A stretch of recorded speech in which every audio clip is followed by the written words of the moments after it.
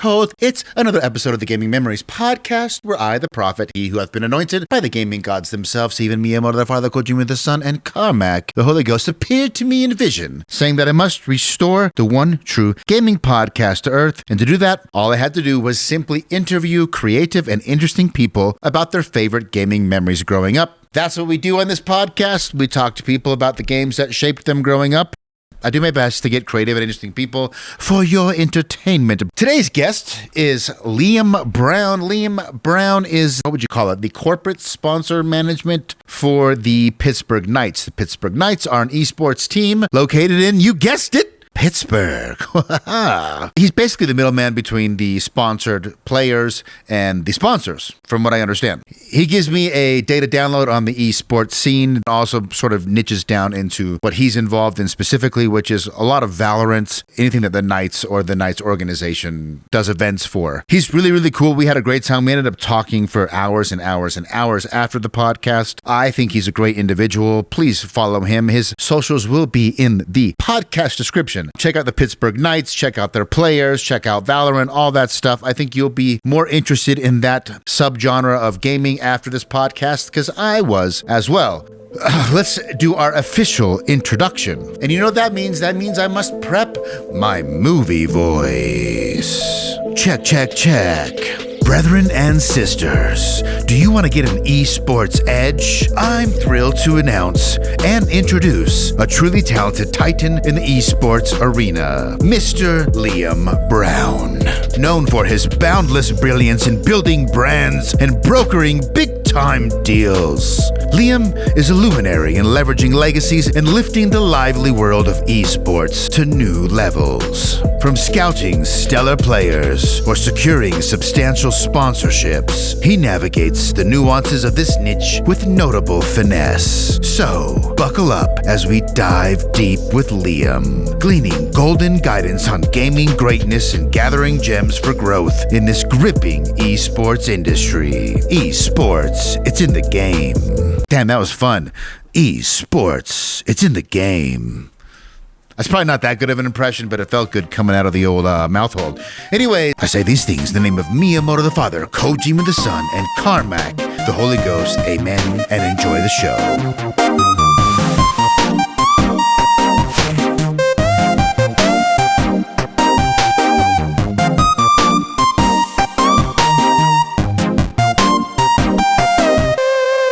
I looked at your rap sheet, and it was like you're very involved in the esports arena with the team at Pittsburgh Knights. I don't even know who that is, what that is, but we're going to find out. Awesome. And if you guys don't know listening, you're going to find out too. Just as a quick introduction for me, because I don't know a lot about you, and for the listeners, who are you? What's the Pittsburgh Knights? What's going on here? Yeah, my name is Liam Brown. I'm the corporate partnerships manager for Knights Esports Group. We don't really call ourselves Pittsburgh Knights anymore because we have surpassed just competitive teams and influencers, unlike other esports teams and organizations that consistently just choose to do just competitive teams, content, and influencers. I got my start within gaming when I was around 8 years old. I've been a gamer for pretty much all of my life, but my family always taught me that there has to be some kind of balance between the two. So I followed my passion of bringing people together, and I found that the Knights were the perfect organization to do so. In my senior year of college was when I really found my passion for esports, because that was prime time pandemic years. And I found that it was the only thing that allowed people to stay safe and still have fun. So from there, I, again, chased my passion of bringing people together. And I found that esports was the logical solution. I had a couple of offers from different marketing agencies because I went to school for marketing. I was in the business world, but I ended up landing here through a lot of research and, hardcore outreach with the Knights organization. And since then, it's been a really crazy journey. No regrets so far. So that's a little bit about me. A lot of my listeners are like into emulation, single player games. I don't know how educated on the esports world we are. I'm like completely uneducated. I know what like Evo is, some fighting game stuff. I know StarCraft 2. I've watched some stuff on that. I've watched a little bit of League here and there. I've never watched anything on Twitch. So what is the Knights? Is it a team for a specific game? And what do you do for them? That's great. Great question. So the Knights are three companies wrapped up into one. On the first column with the Knights, we have several competitive teams. So we are a competitive organization, and we have a couple of different influencers under that column. Then under the second column, Knights Arena, we are an esports and gaming events and league organizer that acts on behalf of different developers to run events and tournaments for prizing for both the amateur and the professionals. We also run the entirety of Riot's Valorant competitive scene in the entirety of North America. And then on the third column of our organization, we are a tech developer. So we create different technologies to create esports success for both the professionals, the current professionals, and people aspiring to go pro. We're very much about greatness and giving people the platform to chase their dreams. And that's one of the things I love about us. And then what is your primary responsibility in the organization? My role is to manage our current partnerships with the Steelers, Pirates, Wiz Khalifa, and some of our brand sponsors as well on the endemic and non-endemic side, as well as consistent outreach to other brands who may want to get into the space or brands that we want to pull into the space. So I'm on the money and sponsorship side of esports. And what does like your day-to-day look like? My day-to-day, so there's going to be around 2 to 3 different internal meetings with different teams, getting versed up on what we're doing that day with the content, marketing, and really meeting with the partnerships team to see what our focus is going to be that week or that day. And then research, prospecting, external calls, introductions, proposals to external brands in a wide variety of categories. It's going to be tech, entertainment, travel, health, fitness, and nutrition companies. Anybody who wants to get into esports that doesn't know quite the first step. I meet with them. A question I would have, for an older gamer, there's this like joke that goes around, and maybe if you're over 30 or there's like it's impossible for you to be competitive in esports with the young. Is that true? No, I always tell people that you can compete at any level. There's a team out of Sweden. They're a Counter-Strike team, and I believe they're called the Golden Foxes or the Silver Foxes. But the youngest member of that Counter-Strike team, they're in their 70s. Oh wow! So yeah, Wow. so anybody who wants to compete and go pro, you can definitely build up the abilities to do so. It's just that one of the reasons it's so popular for younger people is because they have just so much more time on their hands. Yeah. Yeah. Yeah. And they're also, you could argue, their brain receptors are firing at prime time. The average age for an esports enthusiast is going to be around 26, but the average age of a competitor is going to be a little bit younger. That's going to be in the early 20s. That's one of the things that I see, but I always tell people the reason esports has been so successful is because it's so accessible and the barrier to entry is so low. That was going to be my next question. Is it? Oh, okay. Has it gotten to the point where I know that esports has gotten bigger and there's like good pay, right? And there's good prize money and there are actual stars, and I don't follow it, but I've heard through the grapevine that's where it's at. Is it still like I'm really familiar with the UFC. I'm a big fan of MMA. Is this like, are we still in the early UFC days in esports where if you're not you have one discipline, you can still make it? So that's a great question. One of the things, if we're going to use the UFC type, we don't really have any Tito Ortizes that are trying to tear down the industry or the area as a whole. One of the things that I always tell people is that there are so many competitive gaming titles for you to sink your hours into to become a dynamic player. One of the, you're familiar with Evo. Yes. Our competitive fighting game player, his name is Rewind. He competes in Street Fighter, Mortal Kombat, and also Riot's Project L. So there's a lot of transferable skills within the fighting games, but you can also look at the transferable skills between different first-person shooter titles. You can look at the dynamic movement required in a game like The Finals versus Apex or Warzone.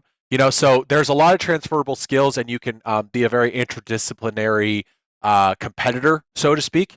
But there's a lot of people that have the most success when they really sink into certain goals. Gob is a Russian CSGO player who just like yesterday became one of the biggest stars within CSGO, and he had sunk thousands upon thousands of hours specifically into just CS:GO. That's one of the things we see within esports is that these gaming titles that are constantly receiving service and updates from their developers allow them to gain such loyal player fan bases. That's my verbose way of answering your question. The analogy with the UFC is interesting because MMA is you have all these different martial arts, and for the first time they were pitted against each other, and we got to see what happens. Yeah. It's interesting. Like if you're a first-person shooter player, you might be really, really, really good at CS:GO, but maybe 80% of that translates to another one if you want to switch and compete in another game. Yeah, and that's a really good point. We've seen a lot of CS:GO players and the CS:GO audience port over to Valorant because they're so similar, but the abilities, it's kind of like I always tell people Valorant's like CS:GO with superpowers, but some of those same skills are going to transfer to something like Warzone or the Finals, which are these larger battle royales with larger maps. The movement is a lot more complicated, but we're still seeing a lot of different developers vying for success because esports itself is marketing for the gaming title. They still want other people to come into the game and compete or just play as loyal fans. So right now we're really experiencing kind of think of it like the early stages of the UFC versus like Karate Combat. We're seeing Karate Combat come out, and that's also vying for the views from the public, and you see them doing a bunch of different stuff. Same thing in esports. How many full-time professional esports players do you think exist on planet Earth right now? Like how many people are pros? Oh man, I would say that number is in like the 10,000s, and the people that are trying to go pro is in the hundreds of thousands at least. Because think about it, there's billions of gamers.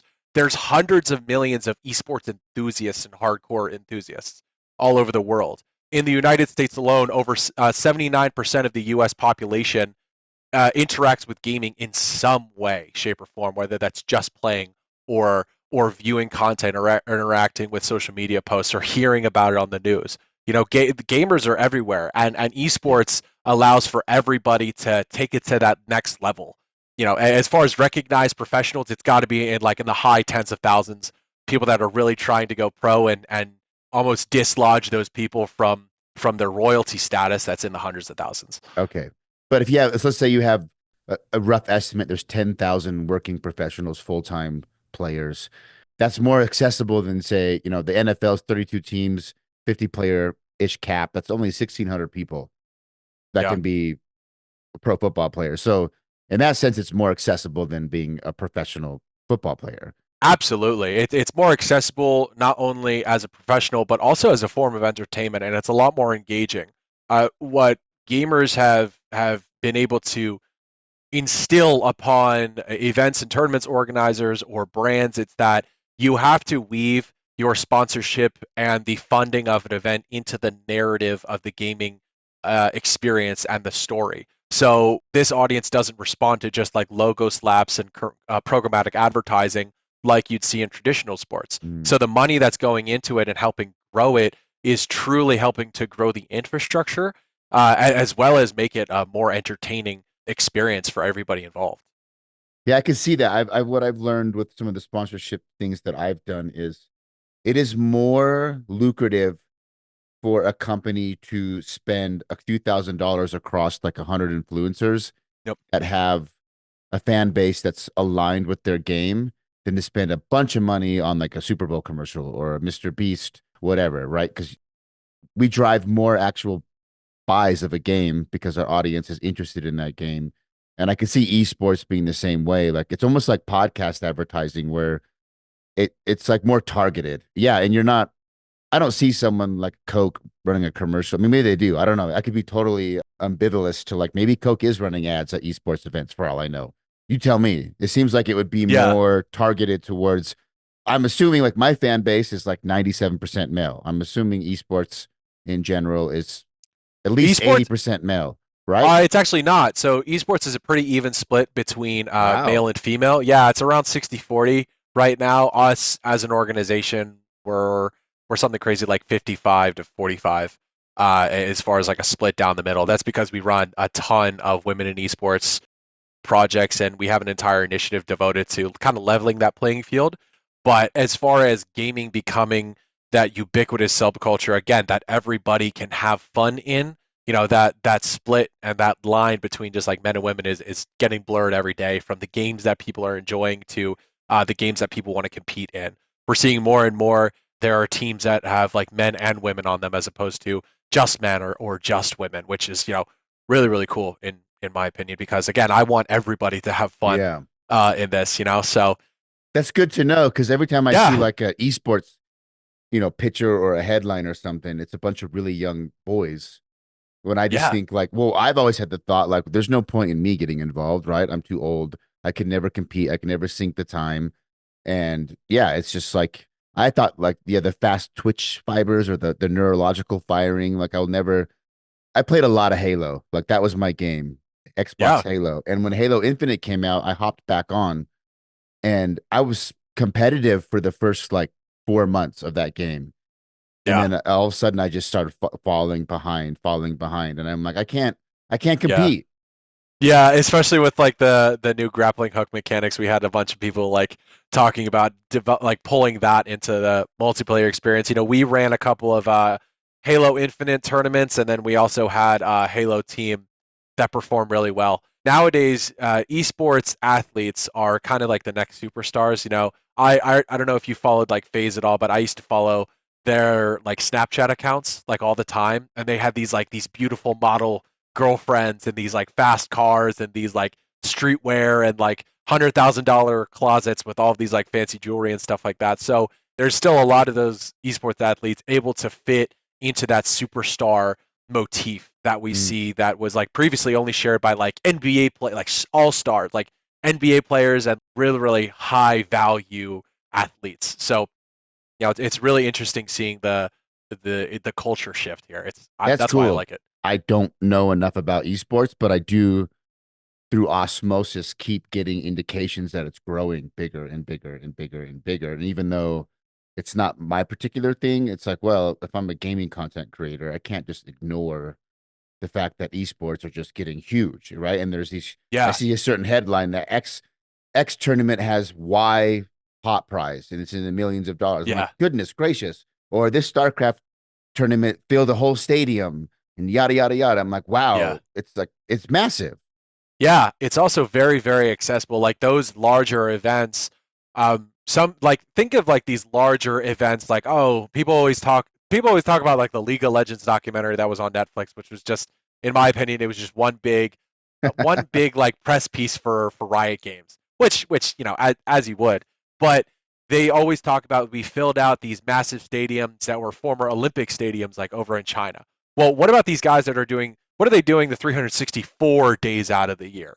And that's when they take place in these virtual tournaments that have the same viewership that can fill these larger That stadiums. could, but it's just online. Yeah, yeah, Exactly, but it's just online. So yeah. if any, and then there's all these other guys having private watch parties on Discord or on Twitch, and they're streaming that same view, and you get to connect with these influencers who are responding to your comments in the chat. They're opening up the private chats and FaceTime calls to like the fans. So now it's like a thoroughly engaging entertainment platform more so than just the traditional sports side, because on the traditional sports side, imagine if you were watching the NBA finals and Michael Jordan was in the stands with a couple of like his fans and he was talking to them about the game and reminiscing about the times. But now in esports we can do that same experience but in an entirely virtual platform. That's one of the things you mean by accessible. The talent is Exactly. accessible to the fan in a way that's not in other sports. Yeah, exactly. And the fans have more sway over what happens. They're able to take part in surveys during the action that are in like the Twitch chat. They're able to vote on questions that are answered by the players. They're able to DM their favorite influencers directly. They're able to interact with their idols a lot more than previously seen within entertainment. Yeah. I had a girl on, shout out to double ZG. She's a hardcore Tarkov player. Oh God! How So much? she's a masochist, is what you're Yeah, I was saying. gonna say, I don't know what you know about Tarkov, but when you were It's brutal. It's just like war. That's what I can tell you. it's brutal. But when I had her on because I was like, well, not only did I have this impression that women weren't that involved in competitive gaming, which she is, and then you just challenged that sort of, I guess, that like mythology or assumption that most people have. But that kind of like threw me for a loop too. I was like, oh, this girl's like hardcore into Tarkov, and she has like other girls she hangs out with, and they all play Yeah. Tarkov. Not only was I surprised that females would be interested in competitive gaming, she talked a lot about how just the difficulty of playing with other men and all the shit she has to Yeah. deal with, essentially. Yeah. But then Tarkov is an even more like brutal group of fan players. It's like you Yeah. decided to jump into like the deep, deep end of the pool with like the meanest people. It Yeah. was interesting. Like she had a really good, obviously, she has to have thick skin. She has a really healthy attitude because, she deals with shit all the time. I've had a couple other female streamers on. It just is like, it's oftentimes for them a hostile environment. So it's like, I understand why a bunch of girls aren't in it, but you just said, you guys are close to an even split. So Yeah, that's yeah, good. at the competitive level, and also since gaming is so accessible as not only as a form of entertainment, but there's something for everyone. There's some of those like single player story time gamers. I always draw the similarity to anime. There's shonen style anime that we've seen for the longest time, but then there's like lifestyle type anime where like they go to a convenience store and it's Yeah. those funny dramas and stuff like that. Now there's something for everybody in within the gaming subculture. We've got like Pokemon, and then we've got Animal Crossing, which really blew up for people that didn't want to consistently struggle with in-game movement and aim at the same time. But then Mhm. on the flip side, we have stuff like Helldivers 2, which I was just playing, and these other games that really challenge. They almost challenge your central nervous system with how tough some of the missions are. So there's something for everyone, and for women that are either looking to get into the space or really take this in as a favorite pastime of theirs, there's so many different communities specifically for them that have been developed for their success and for them to feel inclusive and at home. And like over at the Knights, like with our Knights Arena, we run women's only Valorant and Rocket League tournaments just to help Mm. these different teams earn their stripes and win prizing and really prove themselves in front of a professionalized setting. So and we also do other things like run internship programs, summer camps, different all kinds of stuff. But the pathway now is so much more clear than it used to be for women who want to just have fun. And again, everybody should have fun here. Yeah. I have two questions before I want to get into games. Number Yeah. one is, so you mentioned that some teams have men and women. And again, Mhm. I'm like totally unaware of the esports space. So this might be a naive question. Is it currently split on average like traditional sports where you have like women's leagues and men leagues? Is that Yeah. the So standard? there are certain games where there are like just women's leagues. Like take Valorant for example. I know Valorant a little bit better just because we do a lot in it. But they have their own like women's league, and then they have tier two, and then they have like the professional league. Game Changers is their women's league. We actually we actually produced it, and Valorant specifically has one of the highest engagement rates and highest player bases of women, specifically of any like esports specific gaming title. Then there's like the Challengers League, which is the tier two that we run, and it tests into the Premier League. And then there's like the Premier League itself with the different continents competing against each other. Now in the Premier League, is it only men or can women still compete in that There's no restrictions on gender. It's just more so restrictions based off of skill. skill? Okay. And here's the thing, like the reason that you might not see as many is just simply because there not as many women are willing to sink that many Yeah. hours They're just into not Valorant interested. specifically. Yeah. Yeah, Yeah. maybe they want to join another, but there's nothing stopping them from going forth and testing into those platforms as they see fit. So in your rap sheet that I was looking at, and you also mentioned that you got into gaming at 8. If you don't mind me Yeah. asking, what year were you born? Yeah, I was born in 98. Okay, so you're born in Yeah. 98. I saw one of the traditions I try to guess. Your first console was a 64? No, ours was a PlayStation 2. PS2. Yeah. For some reason, Yeah, I pegged you as a Nintendo kid, but I guess I was wrong. No, I mean I do love Nintendo, but my first Nintendo type console, if you can call it a console, was a Nintendo DS. Okay. And then shortly after that, we got as a family we got a that was kind of like along those What lines. The was the very first game you ever remember seeing? Earliest memory of any video game? Oh, it was Madden. It was the Madden games I would play with my dad. Okay. Yeah, we That would. makes sense. You got into Yeah, esports, started with sports games. it was yeah, it was Matt. We never played football. We never even watched football. The only reason I knew I wanted to pick the different player positions was because I'm like, ah, that looks kind of cool. And we were like big. We're like a big history buff family, so I was like, that kind of looks like this maneuver or something like that. So I was just Yeah. like, oh, we'll go with that.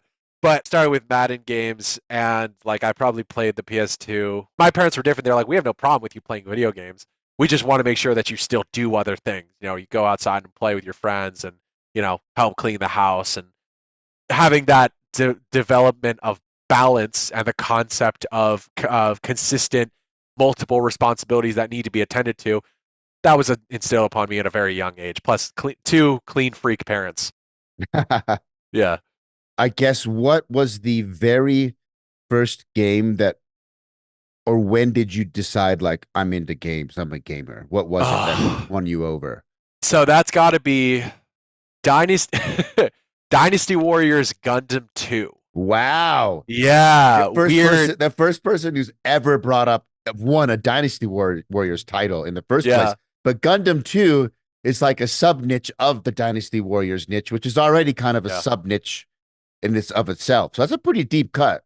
That game kind of got me into anime as well, and that got me into that and like consistently going on YouTube and finding AMVs, so anime music videos from Naruto mixed with like 3 Days Grace and Cutlass and those kinds of bands and Skillet, finding like different AMVs with like Naruto transforming into his Nine Tails form and like me thinking this is so cool, going on Adult Swim and watching like Naruto when my parents were like asleep, on the weekends because I was only allowed electronics on the weekends, Friday night to Saturday and some of Sunday morning. Yeah, Dynasty Warriors Gundam 2, and then another game that I really played the heck out of was Star Wars: The Force Unleashed 2, but on the PlayStation 2, so it was a different version. Star Wars: The Force Unleashed 2, best Star Wars game out I was there. gonna ask, so I've played Force Unleashed 1, but Yeah. I've never No, played no, 2 Star Wars because Force Unleashed 1, yeah, on the PlayStation 2, which is different from the Xbox 360 version and I the did not PS3 know version. that. What's the difference?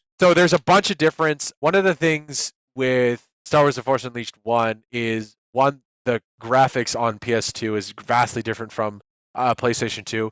You also don't have as much customizability with your force maneuvers. With this, if you want to blast to different barriers, you just like use your force powers. But with the PS2 version, you would have to charge up, and it was like kind of like the PlayStation 2 had to load the next area like within Uh, each time. yeah, yeah, There's yeah. also different bosses when you go back to Coruscant, you go to the Jedi Temple. There's multiple different boss battles from that differ from the other versions as well. There was for Star Wars: The Force Unleashed, there was a different DS version. There was a different one for like mobile flip phones. There's a different one for PlayStation 2, and then the one for PlayStation 3 and Xbox 360 were kind of different, and also was a different one for the Wii. It was like one of the weirdest like differential releases that like we've ever Hmm. seen. If you also want to see another weird one, I didn't know that. I'm gonna have to like do a video on that and research it. That sounds yeah, look interesting. at the Transformers, not Fall of Cybertron, War for Cybertron, the Xbox version versus the Wii version. The Wii version sucks. You're like in an arcade game like House of the Dead style, and you just use the Wii to like shoot at different Decepticons. You can't even steer your own character. Kind of put a damper on things. I can't remember if I played Fall of Cybertron or War. One of them I played and I liked. War for Cybertron was the first one, and Fall of Cybertron was the second one. And then High Moon Studios closed, and we lost the third Transformers game we were supposed to get, which was going to be a Beast Wars tie-in, which I'm really Ooh, upset about still. I watched a lot of Beast Wars, which Yeah, might have it's been awesome. slightly before your time, but like I was a little bit older when I was watching it, so maybe it was around when you were around. Yeah, I got into Transformers a lot because my dad still had a lot of his Generation 1. We, this is funny. When I was growing up, we had Transformers Cybertron, which was the English dubbed anime, which takes place after Transformers Energon and Armada. And it's kind of like the third time, we're fighting against a big black hole and we have to reunite all of the cyber planet keys from different Transformers planets and make it so that we can close this black hole that's swallowing up the universe. What Comcast would do is it would take the new episode of whatever TV show was hosted on demand, and it would upload them on Fridays. So every Friday when I got home from school on the school bus, my parents would be like, "All right, you can watch the latest episode of Transformers Cybertron, and then we're gonna eat dinner, and then we're gonna go out and do like errands and stuff like that." And that was like really, really top tier memory for me because I felt like Comcast was uploading this episode specifically for me. Your parents seem like they had their shit together. No, they did not. No, just kidding.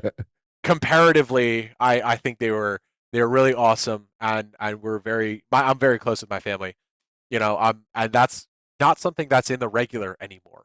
That's one of the questions I was going to ask before we got into Yeah. the games. I forgot. That was the one.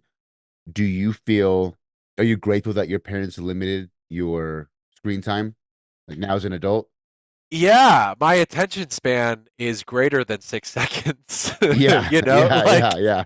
I the and also the concept of delayed gratification was very powerful for me, and I didn't have any conditional programming that I was fighting because of stuff that I had learned online. Now, don't get me wrong, I still grew up as the generation that popularized YouTubers. When I was a kid, I watched Smosh and like Epic Yeah. Meal Time and stuff like that. That was cool. It was fun, but it's in the past. So now I grew up with those happy memories, and that's cool. But like, I didn't obsess over it like I see some people, and it's when you get some of the obsessives within internet culture that it, bad things start to develop.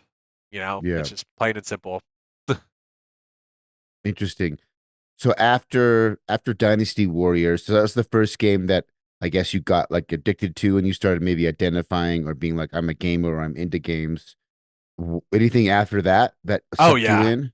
After that was Super Smash Brothers Brawl with Okay, the Wii, Brawl. of course, Yes. because Yes. it was I used to play with my friends, and you could play four people at the same time, and I thought that was insane, the ability to play that. Then around that same time, I would play Halo 3 because my friend had an Xbox, and we had we had a sleepover, which again is a thing of the past. Nobody's doing sleepovers anymore, but we had a sleepover on a Friday night going into a Saturday, and we beat Halo 3.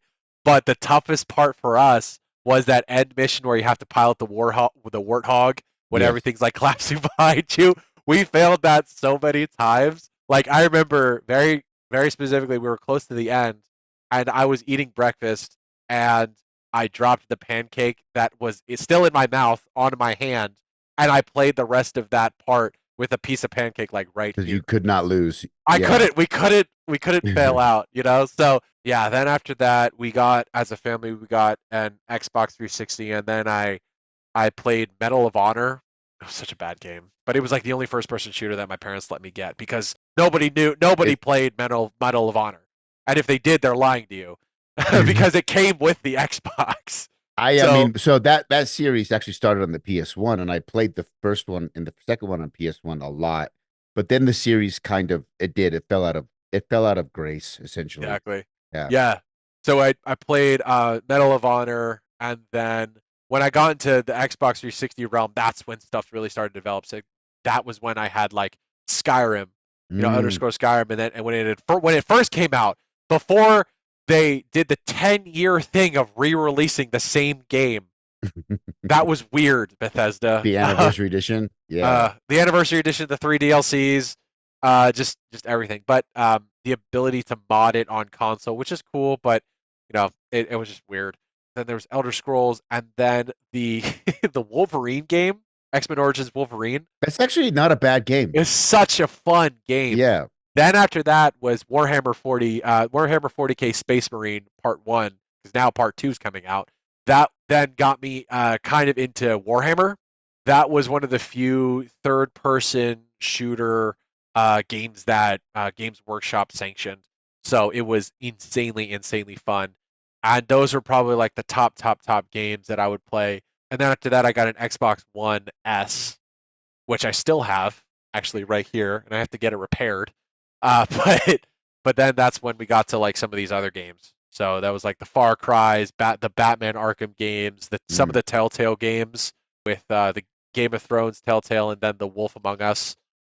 Saints Row, a little bit of Saints Row, and one of the Tom Clancy games where they're in Bolivia and dismantling a drug cartel. Isn't that Wildlands? Because I typed in Tom Clancy game Bolivia and Wildlands, Ghost Recon Wildlands. Oh yeah, Ghost Recon Wildlands. That's it. Okay. That was a fun I game. never played Wildlands. People talk to me about that, and I heard good things, but I never played Wildlands though. It can get overwhelming really fast. Like you think you're just doing like a smash and grab mission where you're gonna look for like upgrades to some of your guns, and then you're in knee deep in a story, and now you're fighting not only the cartel that you're set to fight, but also special forces from the government regime. And then you're just like, and you have a squad of four, three of which are unplayable NPCs that can kind of help you. And then you're just like, what am I doing? And then you're just like cornered. I remember this. This was the first open world Ghost Recon. Yeah, it was a lot. It's a Yeah, lot of fun. footage looks cool. It's definitely fun. And then the one with Punisher came out, and people were kind of upset about that one. Yeah, I heard there's just too many games to keep up. I did hear some drama around that. I wanted to ask you, you talked about, I know this is going way back, but we No, got sidetracked. You were talking about FaZe and how they were like superstars. Wasn't there some sort of drama with them and they got like they're not yeah, famous anymore or something? they so they overestimated their valuation when they went public. So they were acting as if all of the different the networks of different celebrity influencers that they had under their belt, like star NBA players and like Snoop Dogg, counted as their like overall net worth as an organization, so that they could go public on the stock exchange. And they went public there, and then their share price just steadily fell down and down and down. And then there was a whole bunch of drama because the corporate guys that they brought in, they just started booting out the original FaZe Clan members from any kinds of company conversations. And then they finagled their contracts so that they basically had no decision making power. Then a bunch of the FaZe Clan people did crypto pump and dump scams to their audiences. They did like multiple of them. One of the FaZe Clan guys also got busted for cheating with like aim assist and aimbot, which is and he got very publicly not only shamed but banned as a competitor.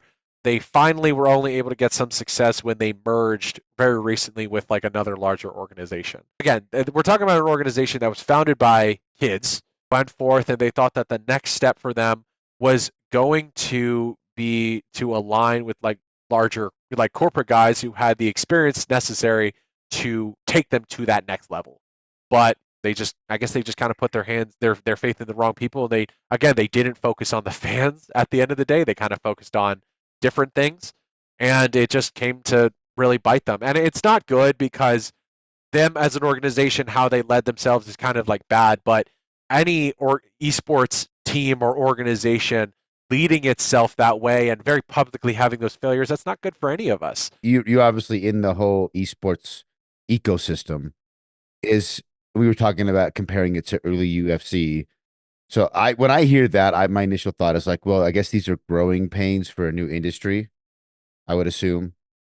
Yeah, exactly. It's an organization that was thought of as too big to fail, but then they ended up failing quite a bit. And as a younger organization, or a younger industry, we have like the numbers to back up our growth.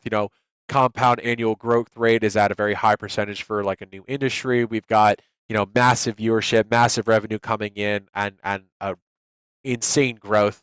But we're also, as a result of that, we're under massive scrutiny from the public. And any failure by any organization or entity within our space is deemed as reflective of the entire industry as a whole. It's definitely tough, but it gives us more ways to learn from some of the mistakes that are happening in the space and also differentiate ourselves from some of those organizations.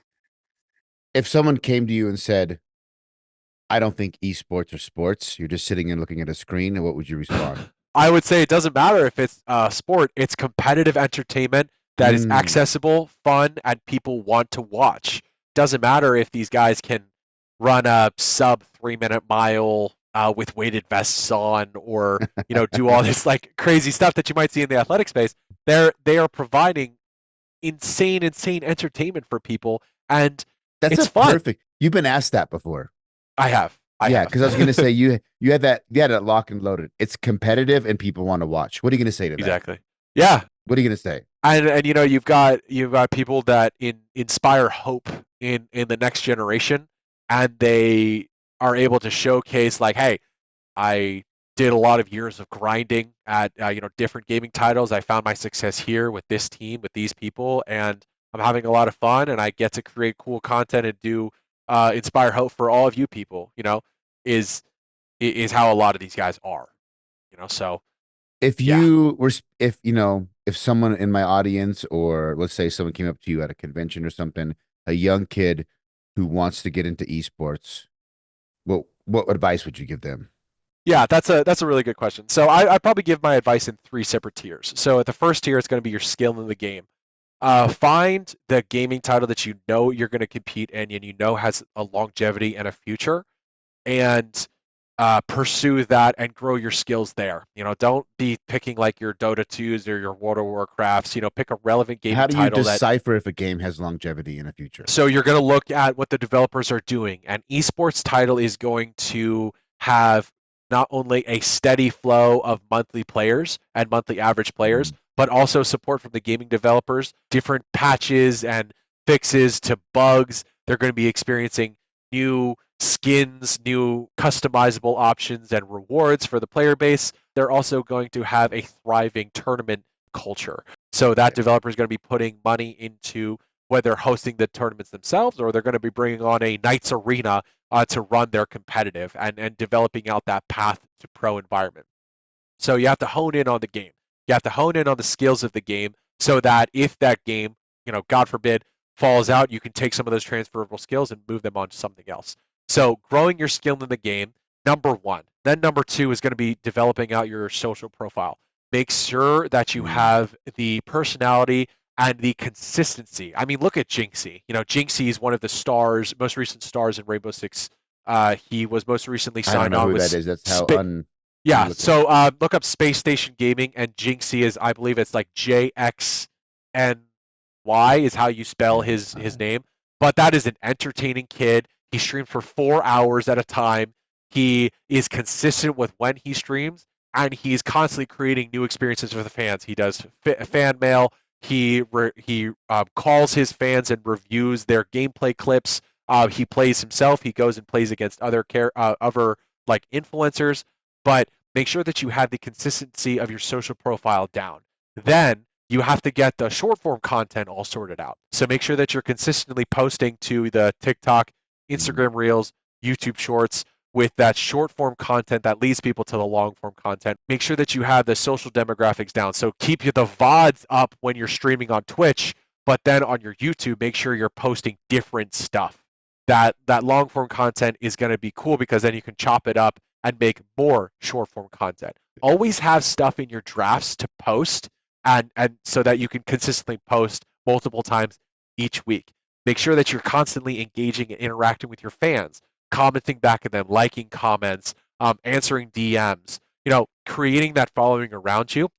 Make sure that you're investing in any kind of data measurement so that when brands or esports teams get contact with you, we'll get to that.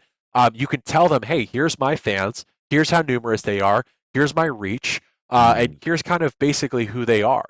Then, as a social and prolific person, that leads us into step three, which is going to be outreach to different teams and organizations. So, you want to see if you want to be a competitive player or you want to be an influencer.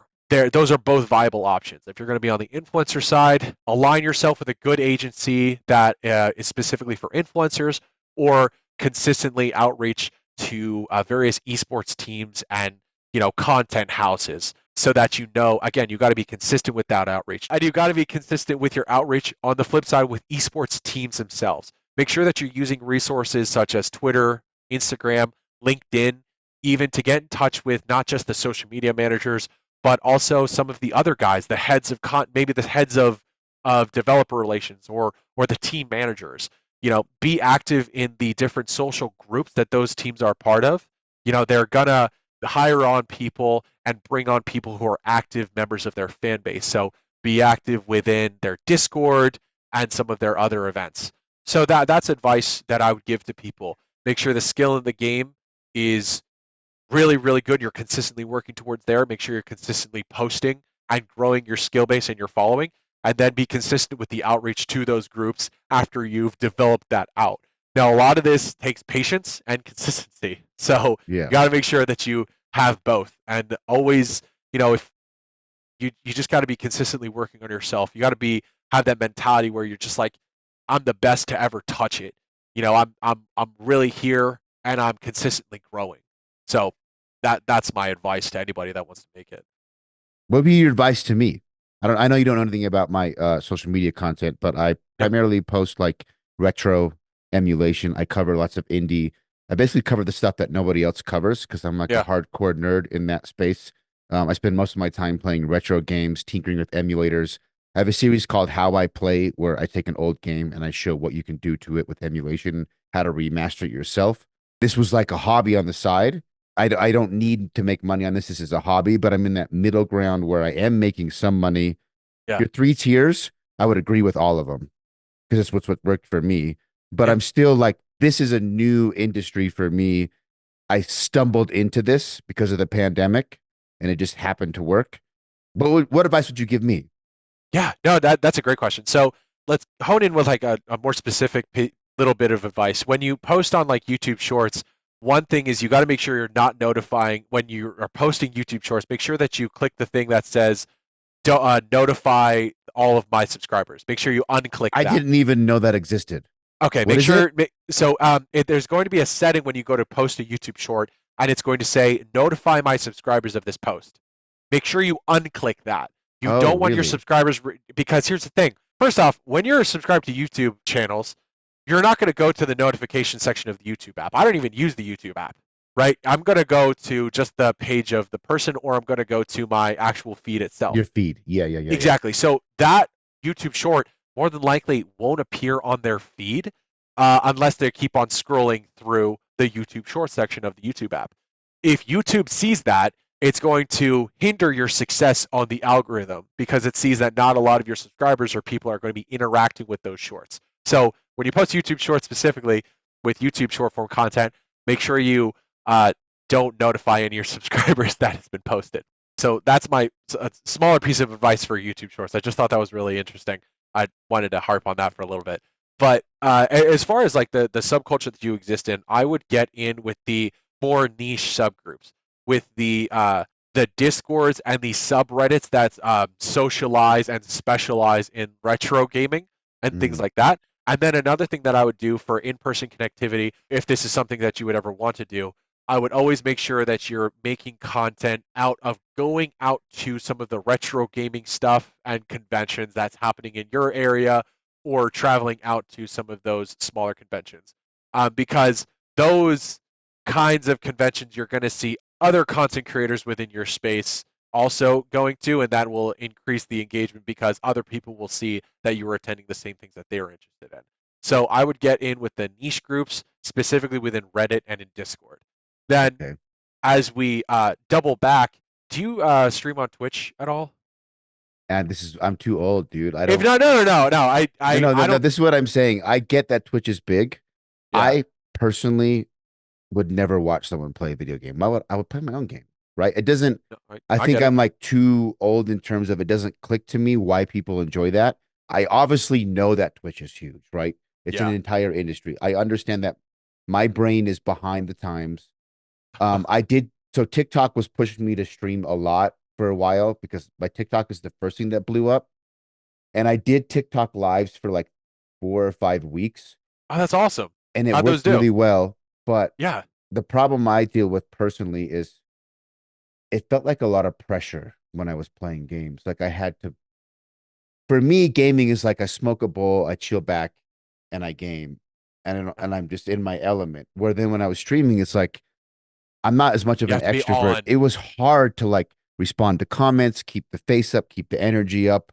Some days I enjoyed it, and then a lot of days, like I would end a stream and I'm like wiped. It's work. It's a job, right? It's work. Yeah. If that's the case, then one of the things you can do is if you're just not necessarily that type of person, you don't have to necessarily stream on Twitch. You could just further invest in like the long form on YouTube. That's what And I'm then what you could leaning do, towards. Yeah. yeah, you can just invest in the long form content in YouTube, but then what you should do is you probably already do this, but make sure that you're chopping up and splitting up the funniest parts that you experience, the parts that you find are the most funny from your YouTube videos, and you're using that as the short form content that you're going to be putting on your TikTok, Instagram Reels, and YouTube Shorts. Absolutely. All of that, yeah, good. Yeah, All we of have an that pointing back. editor that's going Yeah. to take this podcast, right? And he's going to give me 6 or 7 highlights, and I'll promo this podcast, for 6 months, maybe one Yeah. post a month for 6 months. You are right. Like I brought on quite a few Twitch streamers, and I get Yeah. DMs all the time, like, when are you going to stream? And maybe I just need to bite the bullet and be like, I need to learn the skill of how to do this because it's a new skill for me. Yeah. It's a new skill. And what you can also do is if you're looking to stream on Twitch, people value consistency more than anything else. I Right. mean, look at Jinxie. He only does 4 hours at a time. He doesn't do these like 24-hour long stream that you might see, some of these other guys doing. He doesn't do that. And for you, it should be no different. Stream until you're comfortable. Maybe it could be an hour or maybe an hour and a half, but you just do it consistently and you know that you're going to be maybe just turned on for for that small For period of that time. hour. Yeah. Exactly. Just Yeah. just make sure that it's consistent. You can also take the animation style. That might be a little bit too much work, but one of the things that I always gravitate towards is Rooster Teeth. So I remember Mm. when Rooster Teeth got really big, and they were the biggest names in podcasting before Joe Rogan, to me. The reason is because they talked about stuff that was relevant for everybody, which was gaming and like unique subcultures and science and like current events and other fun stuff, but with a funny take. But then they also their concept of circulating the short form content was with RTAA. So that was their Rooster Yes. Teeth animated series. Now with the new ChatGPT, they have Dale, and then they also have a full video maker there, which can create animated stuff based off of prompts. But you can also drop video files and audio files into the GPT, the thread, and you can ask it to animate those as well. Yeah, before that, the barrier of entry was too high, right? You'd have to pay, Yeah, but now we have AI. Yeah, yeah. yeah, no, exactly. It's like something fun, and it's something fun to do. So then I think the last tier is going to be active with your fan base.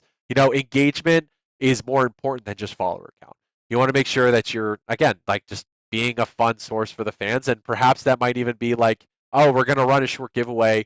The winners of this giveaway are going to get 2 tickets to go to this classic games convention that's going to be over in Ohio or New Jersey. I was just recently at BotCon over in New Jersey with like a bunch of my friends, and I took my little brother with me. And like there was tons and tons and tons of private sellers, but also like all of the different old voice actors from the old Transformers. The guy who was Yeah. the voice for Rat Trap was anyway, he also did the voice for Rat Trap, Dinobot, a bunch of characters on that show, but he was there becoming that engaging force for people within your community and being that kind of guiding light and treating yourself as such and aligning with the audience as hard as you can by being a part of those smaller groups with the different subreddits and the Discord groups, as well as just like the community as a whole.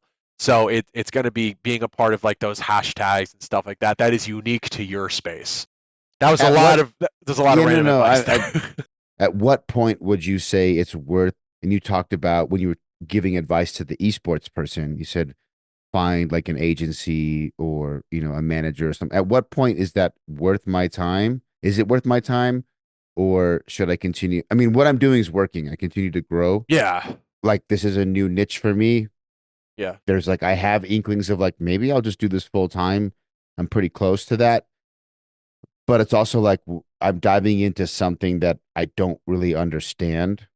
I've never worked right in this community. It's just like, hey, I started making videos because I couldn't train. And all of a sudden exactly. I started making money. And then it's like, well, what do I do with this? Yeah.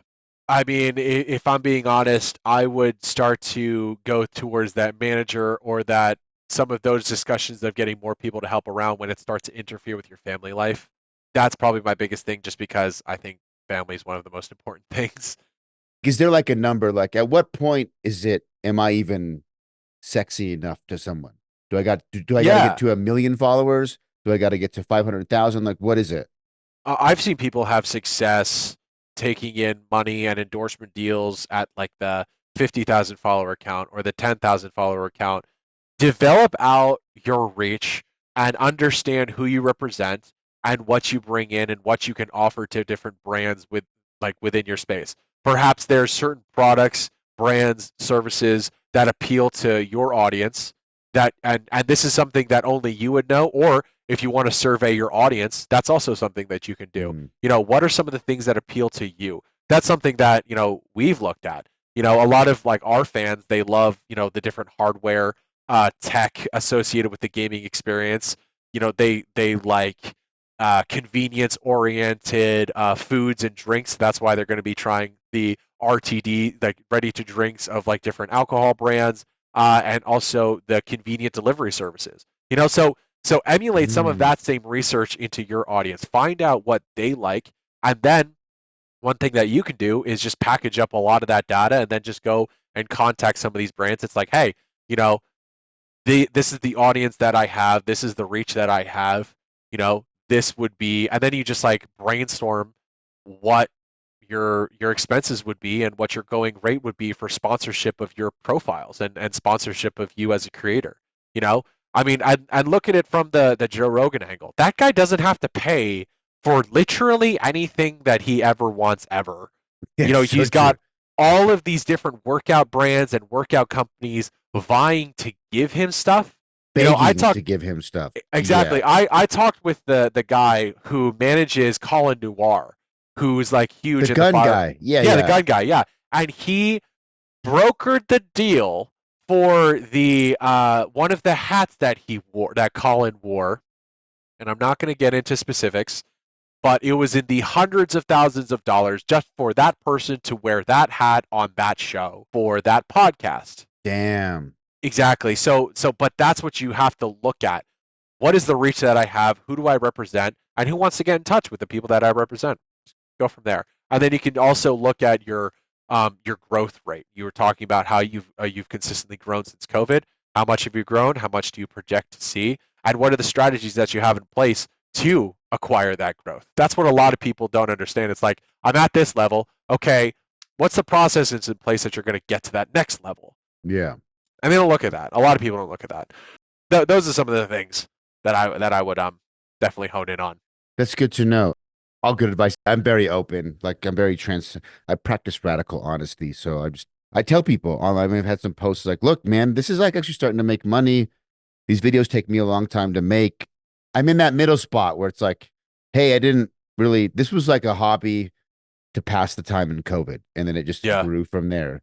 But it's also awesome. Like now when I play video games, I basically play them for the purpose of content, and it's added a new angle to gaming. Yeah. Like I don't just play games necessarily for the enjoyment of it. It's always like, well, if I'm going to play something, how can I get content out of this? What content am I going to create out of it? And it's actually made gaming more enjoyable for me because now I'm approaching games and looking at them a different way. That's cool. It provides you with the ability to not only take part of that learning experience yourself, but that learning experience for other people. What if there were other people that had questions that they go to you for answers to in regards to that game? The amount of times that I go to other people for questions, for answers to my questions about Helldivers 2, I knew nothing about the upgrading system this afternoon. So I looked up a couple of trusted people in this new, very small community. They're Helldivers. Yeah, I really like this game right now. All my friends told me to buy that game, and I bought it, but I was in the middle of just deep diving into Cyberpunk, which I put 140 hours into Cyberpunk, and it took over. I have a video I gotta send you. This guy recreated Arkham Batman with some of the different upgrades and the different augments within Cyberpunk. You need to send that to me. Yeah, I'll send it to you. I just finished it. It's my most played game of all time on Steam. Most hours. Oh, for real? Here, wait. It became my number one just this last week. I did want to ask, I have a set of questions that I always end my podcast with that I want to hit you with. But before we get to it, let's check out this Cyberpunk build that you just chatted me. Yeah. No, it's so cool. It's the ultimate Arkham Knight experience in Cyberpunk. And he just goes through all the different augments. Where did he get this armor from? Is that a mod? He built it in it. Oh my goodness gracious. Isn't it awesome? Oh, so yeah, these are mods. Okay. Cyberware. Oh, some of it's not though. So his cyberware list is not. That's all native game stuff. outfit details. Most of these are all mods. Okay. I was like, I have like almost everything in that game. I don't know where this outfit came from. And then he's got gameplay mods, aerial takedown, AI voiceover, Kevin Conroy, Batmobile. Oh my goodness. This is Mm, amazing. yeah. Holy cow. One question before I get into my standard final questions. Yeah. On your rap sheet that Paulina sent me, the question that interested me the most is how you went, like how you broke into the industry and how you got a job in the industry. Because I broke away from my day job at, I think, 23. I quit my job. I had a baby on the way. I had $600 to my name. And I was like, fuck it, I'm going to go for it. Mm. And it worked out for me.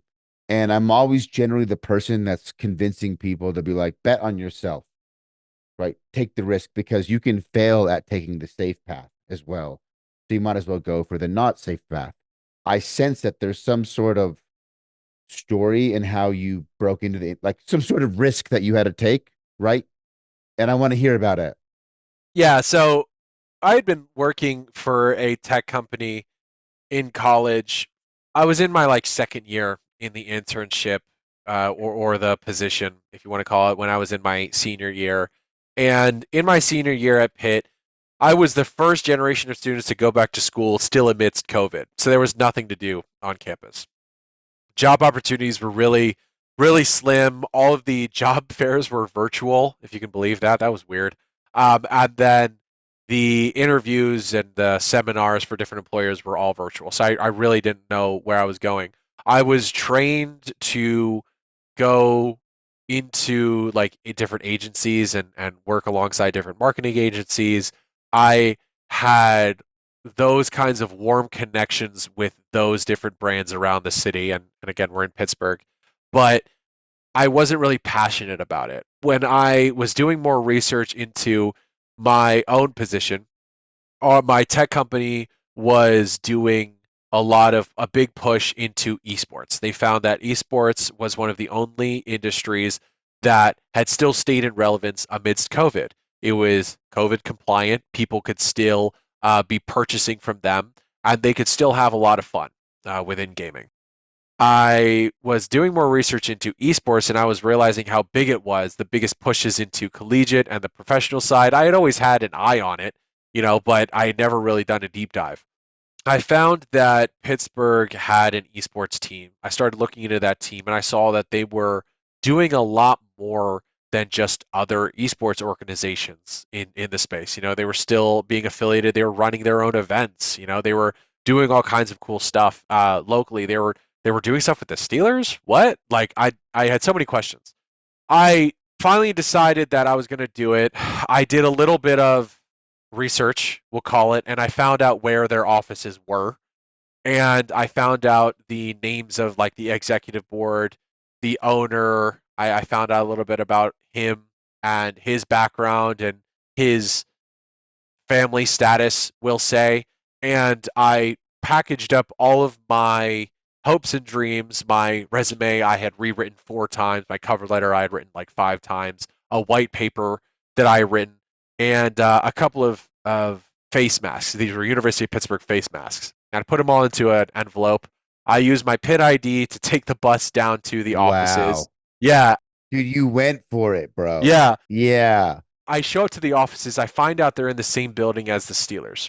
I dressed nice and was able to convince the security that I had mail for the owner of the Knights. So I had it all addressed. I had a lamination machine at our school library that I used to create the address and the everything. And she was like, "Oh yeah, it's going to be at this floor. Just go out and it's going to be to the right." And I was like, "Okay." I go to their doors and I pull at the door. It's locked. I look in. There's all the lights are turned off. There's nobody in their offices. I don't know what I'm going to do. I go down the other hall and I walk into those offices. It's the Steelers' offices. Okay. They're open, the lights are on, but there's only one woman. It was one of their marketing executives. And she looks at me, she's like, "Hi, can I help you?" And I'm like, "Are the Knights in?" And she's like, "No, they're all online." And my heart sank. I was like, "Oh."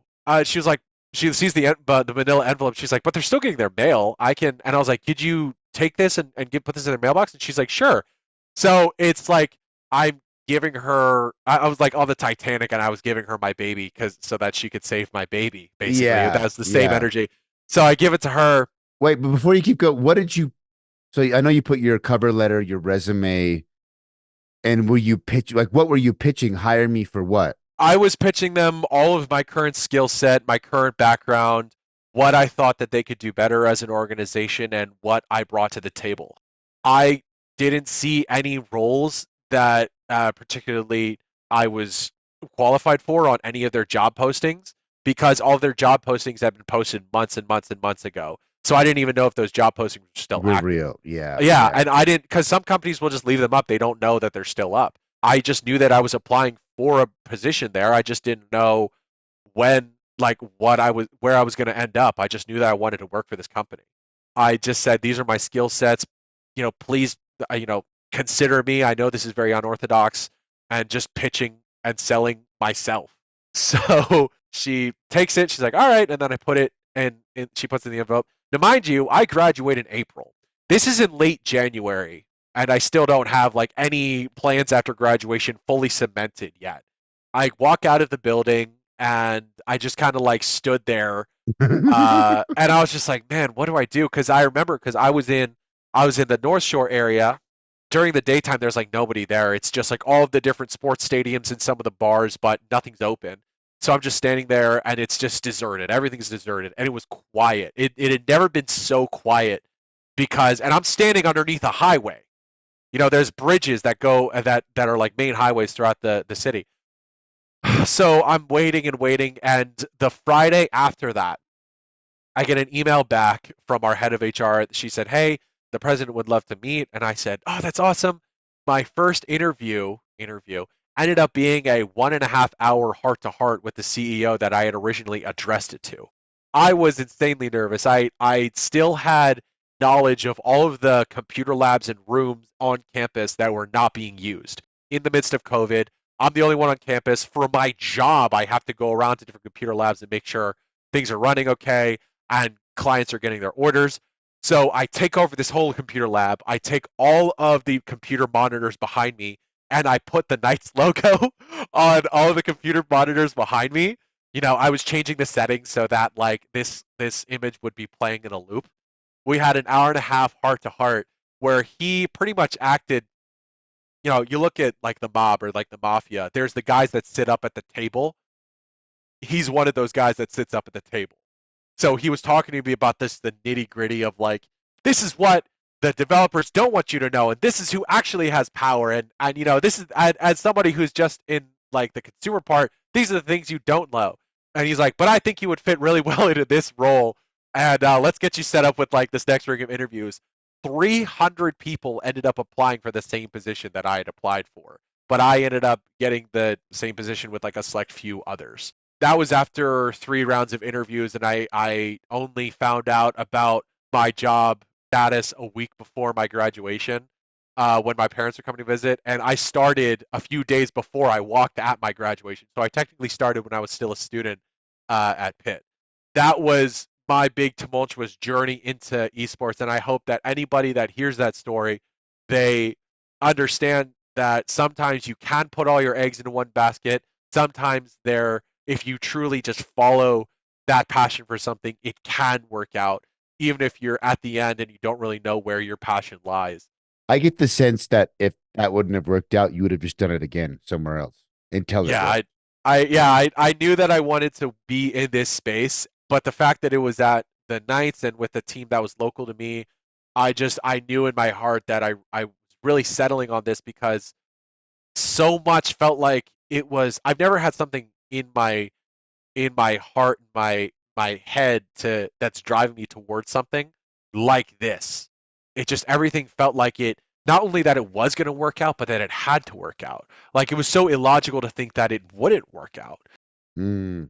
That's my story of the entry of getting into esports. That's a fantastic story. I mean, I Yeah. think it's inspiring in the sense of like you were willing to put it all on the line, I guess, go the extra mile, like take the risk. Like it's scary packaging everything up into an envelope and then going and smooching your way through the front person to get to the door and then going up and everything's gone. You could give it up right there, but no, I'm going to go to the next hallway. I'm going to walk into an NFL team's office. And number one, that just got you the interview. You had to go through the, Yeah. right? They didn't guarantee you your spot. Obviously, you had to interview well. Yeah, I had to go through a total of 3 rounds of interviews. I had consistent follow-ups in between because there was like some radio silence in between, and I was like really nervous about that. So I was like consistently following up in between each of the interviews as well. And like the little touch, I'm going to put all these screens behind me and put the Knights logo. Like, you know what I mean? Like, I didn't know how to do a virtual background. So I was like, how do I? I was like, also, if I do the virtual background, the Knights logo is going to be like right here. So I'm going to be in front of it. So how'd you won't that be able to work? see it. Yeah. Yeah, exactly. That's really inspiring. I mean, I have a completely different path in the sense of, but the commonality is it's like, I'm just going to do it. Exactly. Right. I'm just going to go for it. And I didn't think a lot like, well, what if this doesn't work? Because the same thing, I quit my day job. I had $600 in my bank account. I had a business partner that was working full time. We didn't make enough money on the side for me to even pay. I just bought my first house, had my first baby. I had $600 in the bank account, and we did not make enough for me even to pay my first month's rent. But I still quit my day job. Yeah. Because my business partner was like, dude, this is not going to happen unless you go for it. He was single. He'd already kind of like gone for it.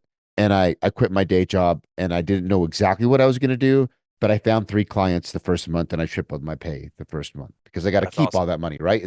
That's what it takes, right? So if whether you're trying to make it in esports, whether you're trying to make it in podcasting, I've had a lot of like up and coming Twitch streamers that are trying to turn Twitch into their full-time gig. I tell them all the same thing. Just go for it. Like 100% go for it. All that doesn't guarantee your success, but that actually you are not going to make it unless you go for it because someone else is going 100%. So all that does is just get you a ticket to the ball, to the party. It got you the interview. It's not going to guarantee the job, but it'll get you in the door. It's all in. There's no other. And if it doesn't work out, what's like you can always go get an average day job. They're out there. Like, what are you really risking? That's what I thought. It's like, okay, I quit my day job. Let's say I go for it, and 6 months down the road, it doesn't work out. My business fails. Well, then I go get another day job, and chances are I like move laterally and get like a slight raise, and I just have another day job. Yeah, it's a fantastic way to put it. Yeah. Right. So for you, it's like, well, what if this failed? What if you didn't get on the Knights? That's what I said. I bet you would have just done it again. Yeah. For somebody else until you got on somewhere. Yeah. Exactly. Yeah. I knew I wanted to be in this. It just all of my senses and just professionally just made the most logical sense to put all my eggs in one basket here and just really drive full force to it. And like the hardest part about all of this was probably dodging the question from like my parents because again I've talked at length about how close I am with my family and I tell them everything and it was very unusual for me to either like avoid the question or avoid a topic of conversation as important as plans for the future. When I finally told them, well, I told my mom before just to give her like some peace of mind, but I told her to not tell my dad or my little brother. He found out when my parents they got me this graduation present. They got me this Acer laptop. She was like, "Well, we need to do the registration for it. What email address should I use?" And I'm just like, "Just use my Knight's email." And my dad's head like whipped around, and he was like, "Cause I was standing, and he was sitting at the foot of my bed. He was like, what?" And I was just like, "Yeah." I was like, "I got the job," and he's like, "Ah," and he just kind of like his head just kind of like falls, and he just like rests like right here on me, and he's just like, "Ah." I had the whole speech planned. He was just like, if it didn't work out, you could have come live with us for a little bit. I could have like helped you with your resume or stuff, So like it was great that support was there if I needed it. Yeah, and that's what I tell people. Like, look, I would say maybe you were a little bit of if I had a guess, like put my wing, lick my finger, try to test the wind. If I had a guess, the average person doesn't hit a home run their first try, in a sense. Like, yeah. But that's okay. Like that's what I learned from grappling. Like in order to get good at grappling, I spent 5 years just getting my ass beat, learning what doesn't work. Yeah. before you start learning what does work. And I tell my kids all the time, like, if you're not failing, you're not getting better. I used to teach snowboarding, for example, Oh, and I I would love get snowboarding. kids coming down the hill and they're like, "Hey, I didn't fall the whole. I made it all the way down without falling." I'm like, "That's good, but if you do that again and you don't fall, it means you're not learning. You're Yeah, not trying anything new." I could see how it worked out for you first try, but I also get the sense of you wouldn't have just given up if it didn't work. yeah, You would have yeah. It's I mean, you went out of your way to sneak into the damn office building and pretend you were delivering mail. You know what I mean? yeah, But that's what it takes. Like that's what I'm trying to get across to other people who might be listening and to myself, honestly, right? It's like I have to keep telling myself the same thing. I've been on my own entrepreneur for like 13 years and it's up and downs. And I have to keep telling myself, like, in order to keep going, you got to be all in. You got to go for it. It just is what it is. There's some other great questions on your rap sheet, but what I normally finish my episodes is a handful of questions. Number one, what is your most emotional moment in gaming? What gaming experience elicited the strongest emotional response? I think it happened a little bit more recently, and it was when I had the ability to show my little brother, who, we've both been Lego and Transformers fans. I've gotten him into a lot of stuff. I got to play Fall of Cybertron with Mm, him, probably when at the around close to the end, when Metroplex sacrifices himself so that all of the Autobots can get on the Ark and go off planet. That was probably the most emotional experience because for me, because that was shared with like my brother, and I got to see like how the emotional vulnerability that he has that I've forgotten that I also had. mm, It felt really good to feel that moment of writing and that moment of the narrative with somebody else. Because if it was just been me, I would have been like, oh man, that really sucks. And then I would have moved on. But like it felt good to really absorb in how crucial and critical that moment was for the story and really just take a pause and reflect on it for a second because for the story itself, it's a very valiant sacrifice and it's something so instrumental to the growth of a movement for these guys in order to progress in their mission. So um, that one probably most recently, and then anytime anybody ever plays the Dead Island trailer, like Dead Island One, haha, interesting. cause the piano theme in that, and then just like someone who like refuses to let their family die in a sense, but but not knowing that all is like already lost in that sense, that really just hit everybody like by storm. So I think that one's pretty good too. That's pretty good. I was not expecting a Transformers game.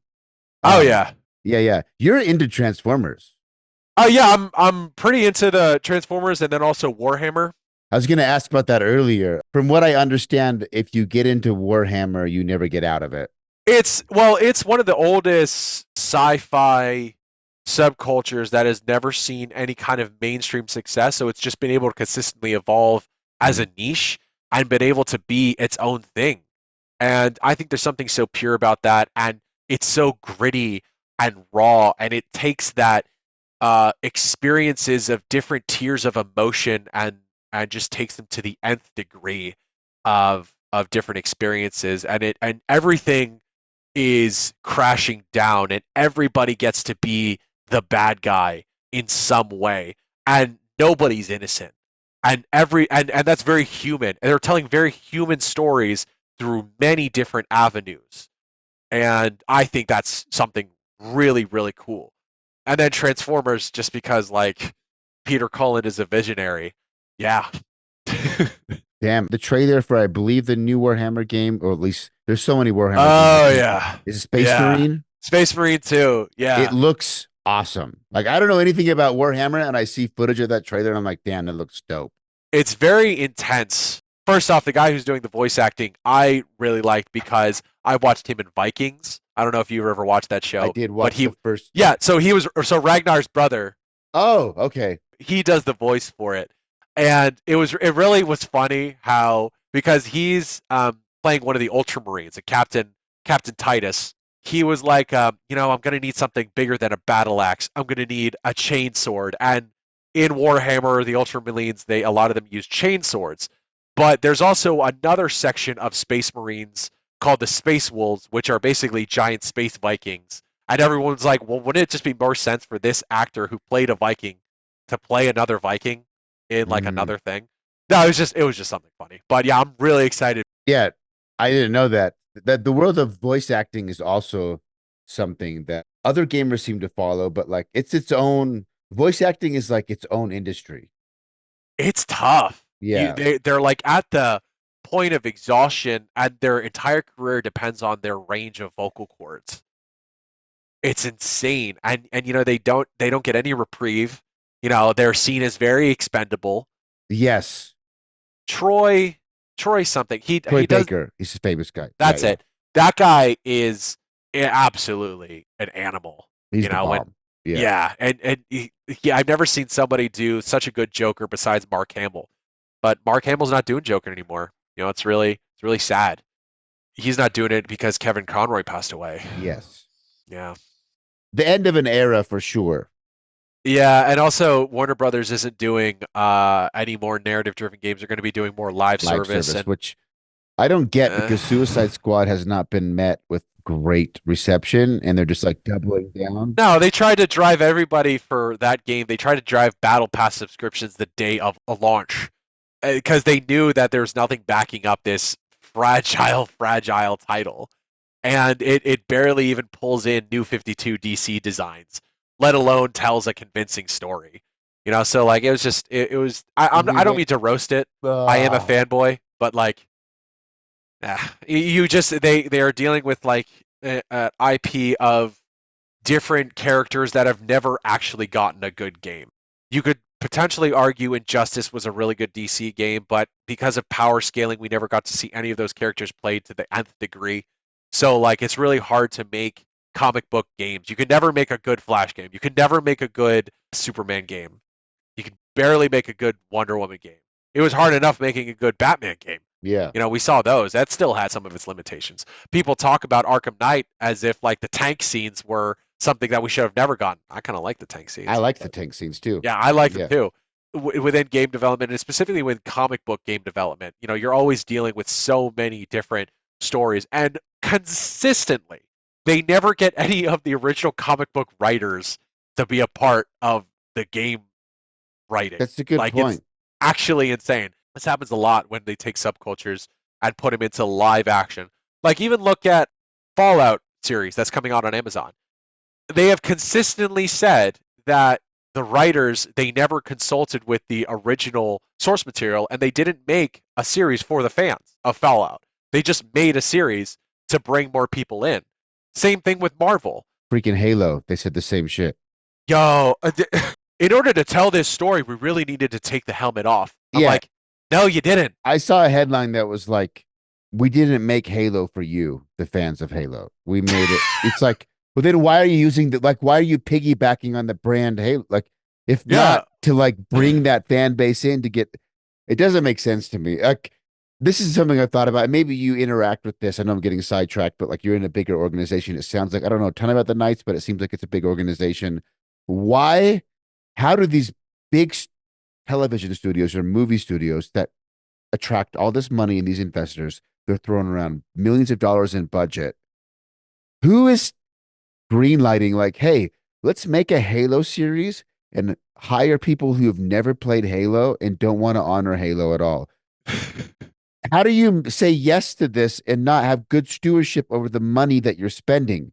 This keeps happening over and over and over again. Because these projects are able to have a proof of concept that shows the shareholders this is going to take an existing IP and pull it to a larger general audience and outside of that niche audience that Oh, originally grew it. So if we can pull in just everybody and make more money as a whole, then it's better than if we were to potentially just provide stuff for the fans and just provide stuff for that niche that grew this thing to its current state. We can harp on Star Wars, for instance, like Disney saw that they could take a lot of the same humor from their existing fandom and they could pull the humor into the Marvelication of the new Star Wars trilogy and use the new Star Wars trilogy as a way to bring in more, not only Star Wars fans, but also just fans of Disney IP as a whole. That's why we saw people who had no experience with Star Wars novels or comics or post trilogy legend stories. Again, the continuity is now called Legends. Or expanded a universe that all got thrown away. Yeah. Yeah, I'm just like, did anybody ever see any cover of any of the Yu Fong War stuff? Nobody looked at any of the old projects like, just give us the goddamn Darth Maul game, for God's sakes. Yeah. Like the Darth Maul game or 1313. Like, if they can prove to the shareholders that they can just pull in a larger audience, even just temporarily for the short-term gain, then that's it. usually what Yeah. allows them to push forward. So you're saying the pitch is like, hey, we're going to take Halo and we're going to retcon it and make it more mass appeal. But I guess the counter argument is like, if you tweak it too much, it's like a domino effect. And the core fan base that kind of ignites the viewership and ignites the word of mouth, they hate it. Then how's it going to spread to the general audience? I mean, they're still going to see it.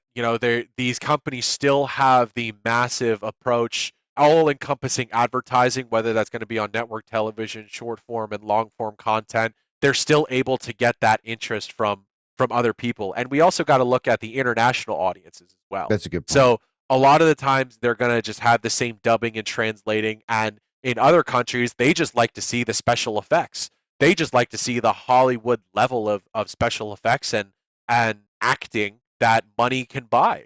And then they'll emulate that in some of their own countries.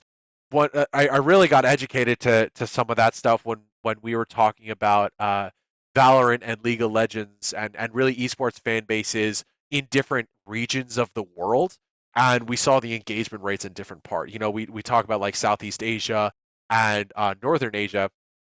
They have some of the highest engagement rates specifically on PC and on mobile, because PC ownership is not really the norm in Southeast Asia. So mobile gaming has the higher engagement rate there than in other regions of the world. And then you get some of the best players for CSGO or some of these other first-person shooters from regions of Korea, China, and in Eastern Europe, because internet cafes are such a huge cultural part of their daily life. As far as like different behaviors and stuff like that, there's tons of international audiences. It's more prevalent for other countries and regions to view our material, and for companies here to rake in some of that viewership and the spending and the subscriptions that's going into their services than it is for them to just profit off of US fans. So if you were to summarize that, it's like, look, even if we piss off a lot of the Halo fan base, we're still making more money in the long run. Exactly. In the short term and in the long term. Yeah. Like an example would be like, I've never played League of Legends, and I didn't hear it's all right. I didn't hear a bunch of people, but I loved Arcane, the Netflix animated series. Yeah. It's like my number one, maybe animated. Arcane is viewed, especially from people at the Knights who are huge League of Legends fans of the lore as well, as one of the only good video game so it's adaptations. Viewed by fans as good? Yes. Okay. Yes. Okay. Because I didn't know anything about the game or the lore. I just watched the show and loved it.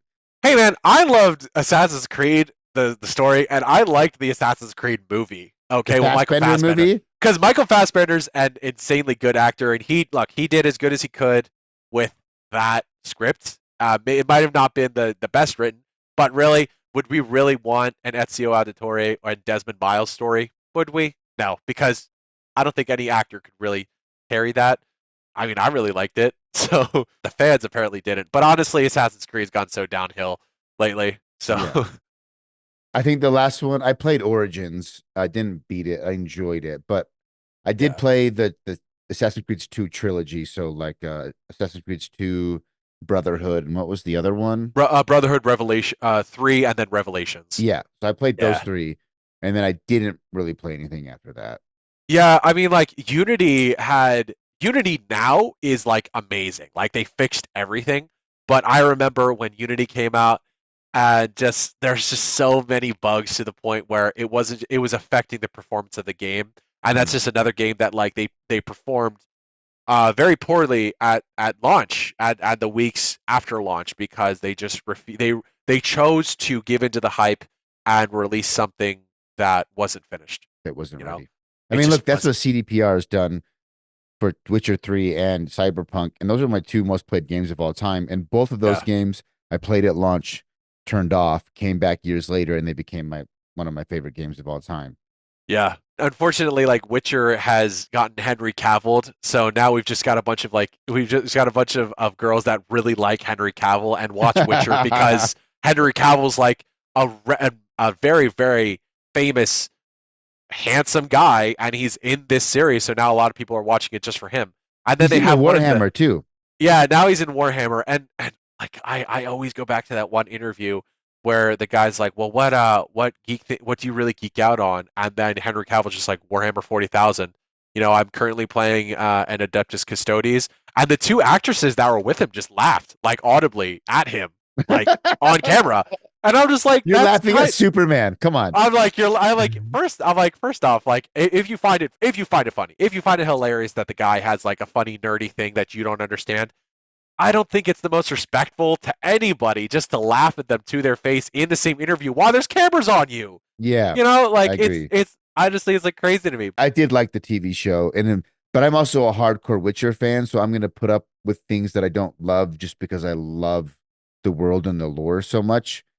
Uh, It's tough to get that right though, just with how expansive the lore is, and it's hard to make everybody happy because a lot of Scandinavians and Eastern Europeans hold that IP so dearly to their hearts because it's based off of they're all of fairy their tales. folklore. Yeah, yeah, Yeah, yeah. all of their folklore. And also, it's very hard to, even if it's a model sword, to realistically swing around a two-handed sword with just one hand. Can we talk about that? Like, Yeah. that's insanely hard. I've met guys from the Medieval Fighting League, which are the guys that actually dress up in medieval like suits and armor and stuff like that and actually fight each other. Yeah. Like those guys are tough. And Henry Cavill would be a lot bigger if he could actually like do some of the moves that, Yeah. Geralt of Rivia could do.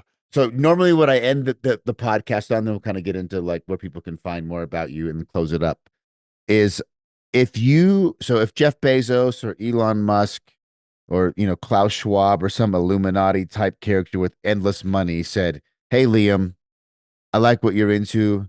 I'm going to give you unlimited budget. Make me the best video game ever." What game would you make? Ah, You could hire any team, any developer, any studio, and say, like, yeah. this is the game I want to make. I have unlimited budget. What would you make? Ooh, that's a tough one. I think just based off of like our discussions, I'd make a full scale Warhammer 40K with power scaling game, and I would hire all of the original writers to develop out the story and what this would look like, and it would take people through the 40,000 or the more than 40,000 year long history of humanity or the Tau or the Tyranids and answer a lot of the questions that the fans have been asking, like where did all the Primarchs go? Will the Emperor come back? And make it.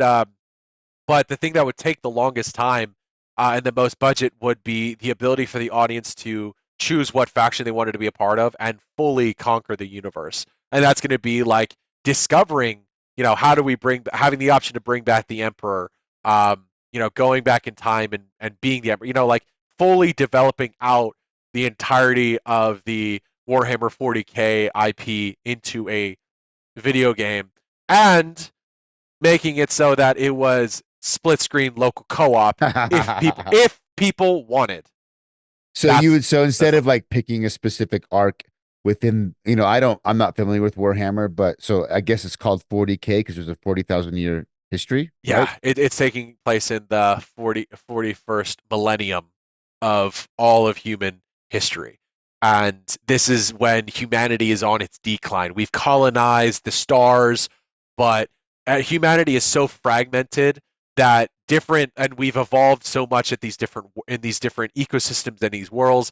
There are even some humans that started out as humans, but they've evolved into like certain different creatures and stuff like that. Mm. And it's horrifying. Like the entirety of it is horrifying. Hell is real, and there's like four different Satans like in the entire world.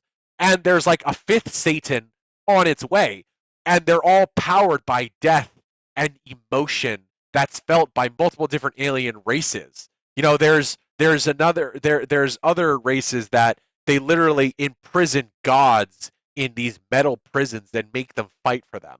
There's certain other factions that summon demons from hell, which is called the Warp, and they'll summon them and imprison those demonic creatures into machines and have them power those machines. It's like, think of Cerberus from like Greek mythology, and he's got like giant suits of armor and like automatic turrets on him, and that's like a 1% of it. So like it would take a lot, but like that's probably where I would go, and I You would want a make game it that free to play. instead of like focusing on a certain arc, you want a game that spans the whole thing. Yeah, this is an IP that's been around for like 36 years, 40 years.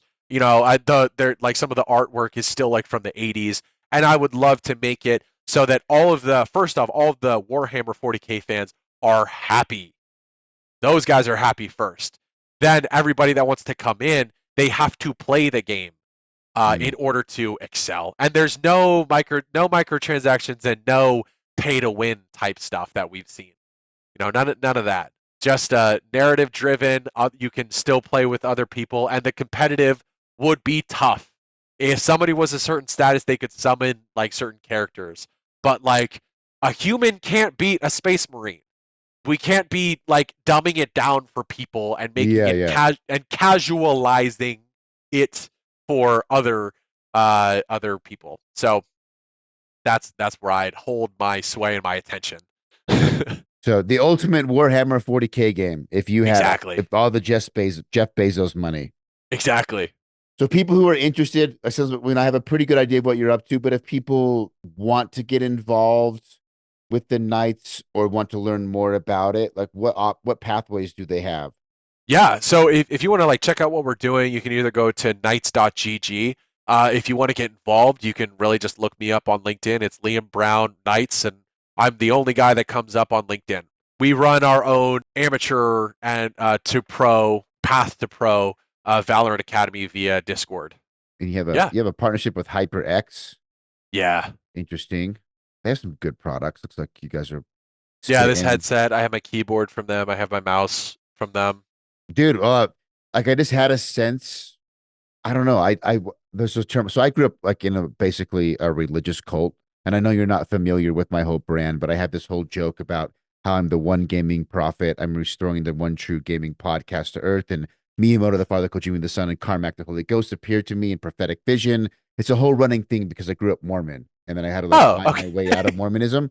Yeah. Um, the reason I bring that up is even though I don't subscribe to that like faith system anymore, one of the the terminology that comes from that faith system is to follow the spirit, which they have their own version on that. But I've like changed that to be like follow my intuition. Mm. And for some reason, again, your girl Paulina reached out like 6 or 7 times before I even responded the first time. And I don't really know why, but I like cuz I get these requests like not all the time. I'm not trying to like puff up like but semi regularly. Yeah. Like I'll get some like mass email where I'm like part of some chain and so wants to be a guest. And again, this is like in the mid tier. It's a side gig, but it's a real gig. And sometimes I'm paying attention, sometimes I'm not. For whatever reason, I was like, this guy seemed interesting. And it turned out to be great. I've had a Awesome. fantastic conversation. You're into training, you like a lot of common ground. Even though you're a lot younger than me, I felt like I was able to connect. And I had a really good time. Like I didn't know what to expect. I mean, I skimmed your rap sheet. Dude, I've had a really, really good time. You seem, from what I can tell after a 2 hour conversation, you seem like a really good, cool dude. I don't know a ton about esports, but I feel like the CEO that got your package by sneaking into the office building, he probably saw something similar. And I'm happy for you. You seem like a good dude. I'm glad you got the job. You seem genuinely into gaming, not just like on the surface, like I'm pretending to be a gamer because I'm in the industry. Um, like my spider sense is like, yeah, you're a legit gamer, but you also have a great balance in life. you stay healthy. But I've had a really good time, and you seem like an awesome dude. Yeah, thank you. I was honestly a little worried. Like, is this just some sort of like corporate guy that just wants to get on podcasts en masse, and he's going to be like a soulless dude? And I'm happily surprised it's not the case. I was very corporate trained with like all my speech and stuff like that. I guess to close it out, other than they can find you on LinkedIn, Knights GG, your Instagram. I'll get all those links from you in hindsight and put them in the podcast description. Yeah. Is there anything else you want to let people know before we wrap it up? Yeah, Knights Arena is again running the entirety of Valorant competitive for all of North America. So check out the North American Valorant Challengers League on Knights Arena and the North American Valorant Twitch. It's a lot of fun. We're going to be taking 256 different competitive professional teams from all over North America and taking them to the pro level of Valorant. And Valorant is pretty much like the face of competitive esports right now. Also, Riot Games owns 65% of the global esports scene. So that's one of the reasons we work with them so closely, is because they are one of the biggest. In the next couple of months, we're going to be doing some cool stuff with the Steelers. We also have, if you guys are ever in the Pittsburgh area and go out during the weekends, keep an eye out for our Knights gaming car. It's going to be Mini Cooper that we have 2 gaming chairs, two controllers, an Xbox Series X, and a big monitor. And we park it at different local live events here in the city of Pittsburgh. So check that out. Yeah, those are probably like the 3 biggest things. Yeah. Sweet. Well, Liam Brown, all his applicable links will be in the podcast description. He is officially dubbed a true messenger from the gaming gods. The gods smile upon him. Check him out. Until next time, we'll see you guys next episode. Adios.